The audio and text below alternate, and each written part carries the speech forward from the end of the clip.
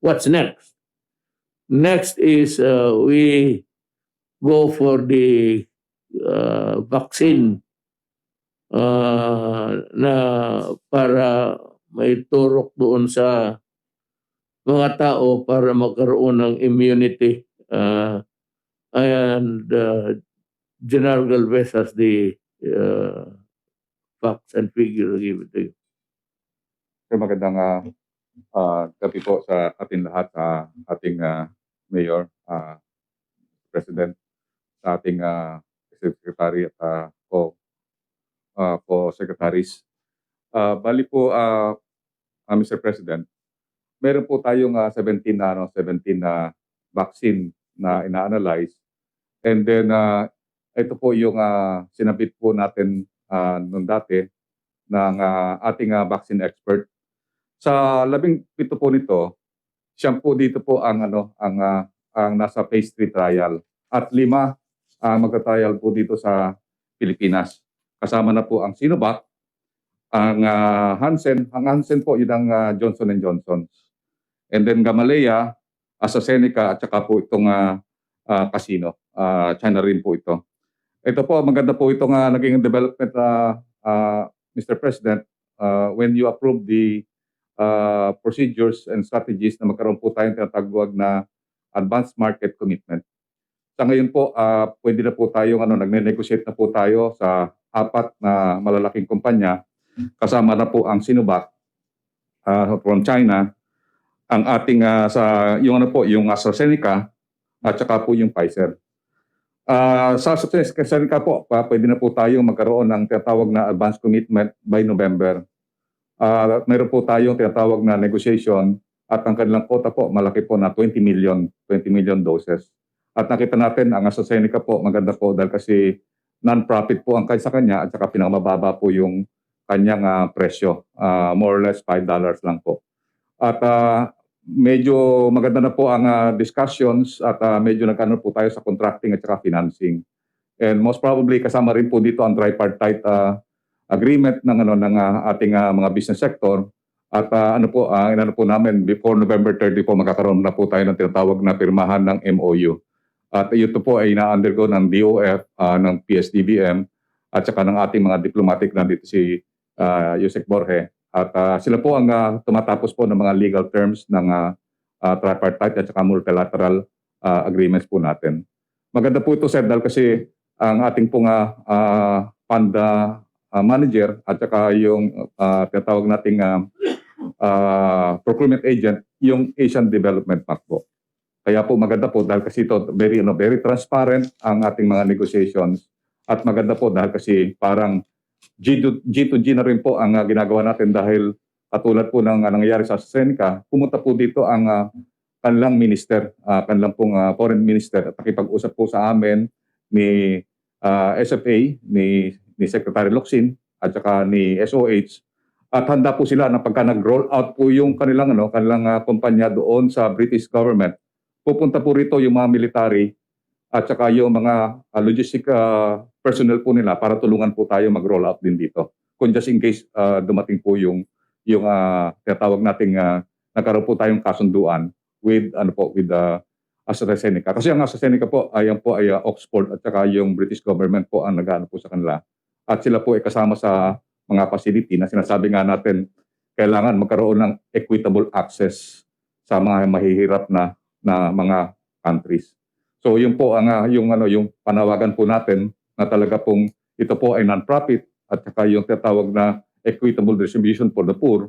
Magagawa na po natin, Mr. President, 20 million po. Pwede na nating maano po yun. Na by second quarter kung best case scenario po ay darating na po dito ang vaccine.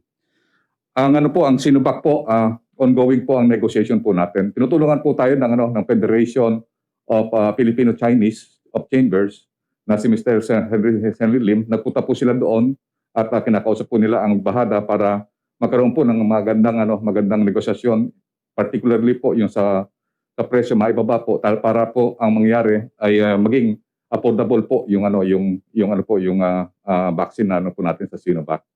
At ngayon po yung Finance Department under Yusek Joben ay magkakaroon po ng another meeting At ito po baka magkaroon po ng tinatawag na G2G na financing. May possibility po, dalawa rin po na pwedeng ADB ang magano po or ang mangyayari po ay makikita natin na parang financing. Yung tinatawag bilateral financing. At yung ano po, yung Johnson & Johnson, kinakausap din po natin, at saka yung Pfizer, maganda po ang naging ano po natin sa Pfizer kasi nakita natin 95% po ang efficacy niya.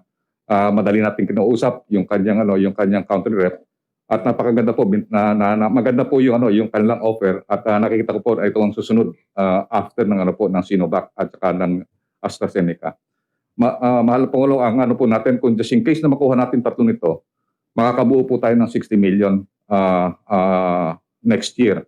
So ibig sabihin meron na po tayo na magandang mga vaccine na nakita natin na safe, cost-effective at saka po talaga yung efficacy ay medyo po ang natin maganda po ang kanilang mga performance. Yung kanila pong mga trial, yung tatawag na phase 1, phase 2, phase 3 trials ay undergoing review po ng vaccine expert natin at saka po ng ating FDA. Habang nagkakaroon po tayo ng negotiation ay pinapollow up nila po yung tinatawag na clinical evaluation para po tinatawag po natin na yung mapipirmahan niyo po na tinatawag nating emergency use authorization ay yun po ang gagawin po ng ating FDA. At yun po ang sa ano po sa inyong directive na mauuna po talaga ang ating mga mahirap. At ang gagawin natin pong strategy, dalawa pong strategy po ang gagawin po natin para po maka-recover tayo at ma-contain kaagad natin ang ating pandemic. Gagawin po natin geographical. Meaning ang deployment po ng vaccine para doon po sa mga infected at saka yung mga tinatawag po natin na yung mga epicenter. And then from geographical magiging sectoral.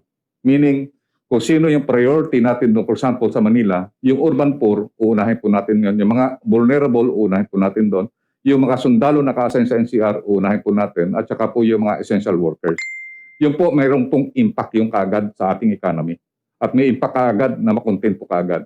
So ang strategy po natin, Mr. President po, is geographical, priority ang NCR, priority ang Davao, dahil ang Davao po ngayon, umakyat din, priority ang Cebu, priority po yung mga Bacolod, yung mga tinamaan po ng mabibigat ng COVID. Para at least ang mangyayari po kaagad, malalaman din po yung efficacy niya kasi talagang dapat po talaga i-deploy yan doon sa mga tinatawag na contaminated area. Kung i-deploy po yan sa mga unaffected area, hindi po magiging effective ang ating trial at hindi po magiging yung evaluation po natin. So yun po magiging strategy po natin na Mr. President na geographical, we will contain first through the use of the vaccine. And then also, yung i-employ po natin yung inyong guidance na we will target the most vulnerable and the most poor communities na nandun po sa area na tinamaan po. Mahal na President, yun lang po ang report po sa vaccine. Thank you, Secretary. Ngayon, narinig na ninyo, meron na tayong overview ang problema. Diniscuss na ni Secretary Duque. Ngayon, ang gamot, diniscuss na ni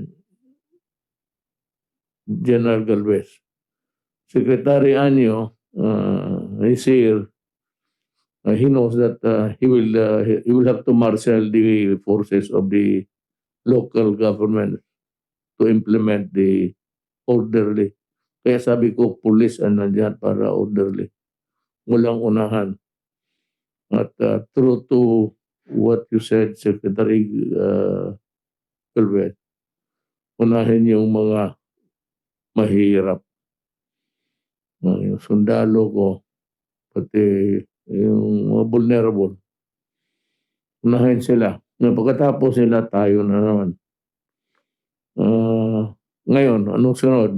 Nandiyan na yung vaccine na target na. Ang pera ngayon, sino magbayad? So, si Secretary Sunny Dominguez ang magbayad. Mr. President. May tatlong sources po tayo ng funding. Okay? Ang unang source natin, yung mga multilateral agencies, ADB at saka World Bank. Ang estimate namin, we will have around 40 billion pesos from them. Low cost, long-term loans. 40 billion from multilateral agencies. Tapos meron po tayong domestic sources of financing. Ang domestic sources of financing, we estimate around 20 billion.